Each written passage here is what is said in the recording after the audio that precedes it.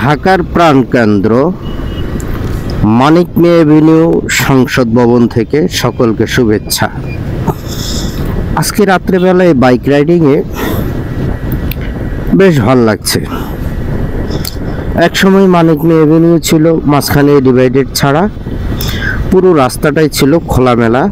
এখানে অনেক রাজনৈতিক সভা সমাবেশ হতো, মিটিং মিছিল হতো।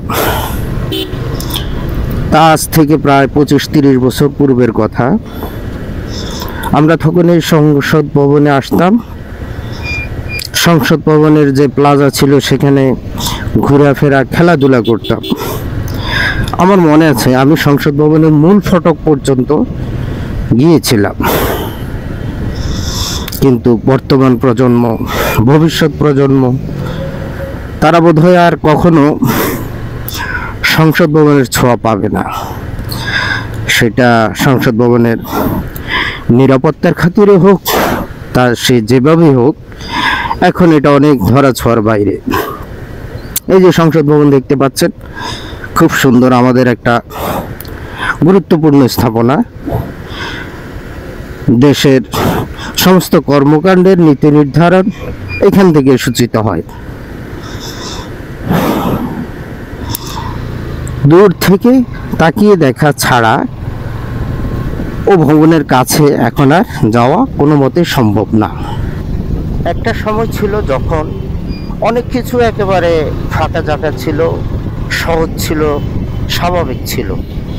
কিন্তু পর্যায়তে থেকে ক্রমান্বয়ে সব কিছু কঠিন হয়ে যাচ্ছে। এই যে এত বড় একটা এভিনিউ, মাঝখানে ডিভাইডার হলো, রাস্তা সংকীর্ণ হয়ে গেল।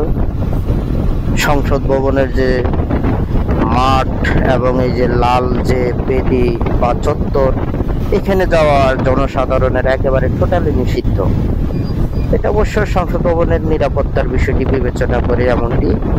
তো যাই হোক, শহর এমন একটা পরিস্থিতি পর্যায়ে, আমাদের ঢাকা শহর, এই শহরের যারা নীতি নির্ধারক, ইঞ্জিনিয়ার অথবা নগরবিদ, পরিকল্পনাবিদ, এরা আসলে কিভাবে কি চিন্তা করে আবার ঠিক বুঝে আসে না।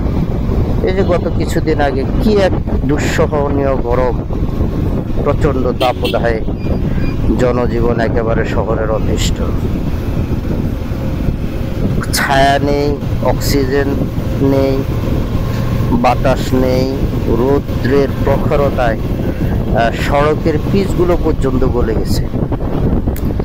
শুধু স্থাপনা, structure, elevated expressway, metro rail, flyover, যান্ত্রিক সভ্যতার উন্নতি হয়েছে। কিন্তু আসলে এই যে মানুষ যে সুস্থ থাকবে কিভাবে, পরিবেশ কিভাবে ভালো থাকবে, প্রকৃতি কিভাবে সংরক্ষণ করা যায়, নগর পরিকল্পনাবিদদের মাথায় সম্ভবত এগুলো নেই। যার কারণে শুধু ইটের পরে ইট, দালানের পরে দালান, উঠছেই তো উঠছে। মাছ থেকে হারিয়ে যাচ্ছে আমাদের জন্য অপরিহার্য যে প্রকৃতির যে সবুজায়ন, যে বনায়ন, তা দিনকে দিন উজাড় হচ্ছে। মাঝে মাঝে শোনা যায় সরকারি অমুক দপ্তর, তমুক দপ্তর 2000, 7000, 2 লক্ষ গাছ নিধন করেই চলেছে। অথচ গাছ লাগানোর ক্ষেত্রে প্রকৃতির যে ভারসাম্য রক্ষা, এই ব্যাপারে সবাই উদাসীন। একেবারে নিম্ন থেকে উচ্চতর পর্যায় পর্যন্ত সবারই একই অবস্থা। এভাবে চলতে থাকলে এই শহরে মানুষ বসবাসের অযোগ্য হয়ে যাবে। তবে আধুনিকতার ছোঁয়া লেগেছে, সড়কের উন্নতি হয়েছে, বড় বড় স্থাপনা তৈরি হচ্ছে, বেশ স্বাচ্ছন্দ্যে মানুষ চলাফেরা করতে পারছে। কিন্তু এর নামে তো জীবন না। জীবনটা হলো একটু সুখ পাওয়া, একটু শান্তি পাওয়া, বুক ভরে নিঃশ্বাস নেওয়া। তো সেটা নিতে গেলে আপনাকে প্রকৃতি পাশাপাশি থাকতে হবে। মানুষ প্রকৃতি একসাথে, প্রকৃতি ছাড়া মানুষ কখনোই বাঁচতে পারে না। তো যাই হোক, সড়ক নিরাপত্তাহীনতায় যা দেখা যাচ্ছে, যে কিছু কিছু বাইকার আছে, এদের মতিগতি বোঝাটাই বড় কষ্টকর। নিয়ন্ত্রণহীনভাবে এরা চালায়। আসলে আমার এক ওস্তাদ ছিল যে আমাকে এটা অদৃশ্য